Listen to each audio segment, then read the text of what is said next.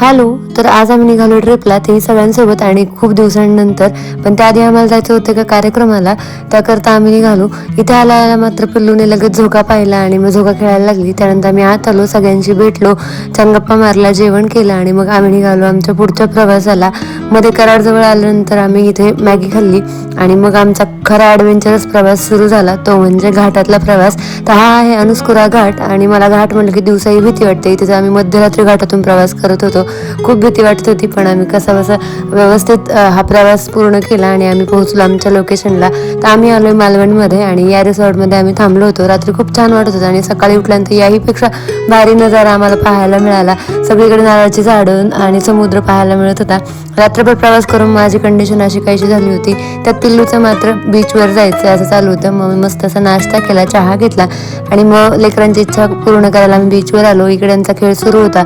मीही थोडा वेळ पाण्यात थांबले. त्यानंतर दुपारी मस्त रेडी होऊन आम्ही निघालो मालवण फिरायला. पण त्याआधी आम्हाला टाकायचं होतं गाडीमध्ये पेट्रोल. त्याकरता भर उन्हामध्ये आम्ही पेट्रोल पंप शोधत फिरलो आणि खूप छान छान ठिकाणं आम्हाला पाहायला मिळाली. त्यानंतर आम्ही इथे जेवणासाठी आलो. जेवण केलं लवकर आलं नाही, मग मी बिस्किटावरच भागवलं आणि मी व्हेजिटेरियन असल्यामुळे माझ्या जेवणाचे फार हाल झाले. मग इथे आम्ही आलो फालुदा खायला. फालुदा मात्र मस्त होता. त्यानंतर थोडा वेळ आराम करून मग आम्ही आलो सायंकाळी बीचवर. पिल्लूला मात्र माती खेळायची होती, मग तिला घेऊन आली इथे. खूप छान वाटत होतं इथे. छान छान फोटोज व्हिडिओज काढले मी आणि तेवढ्यात पिल्लूने मात्र असा काहीसा पराक्रम केला होता.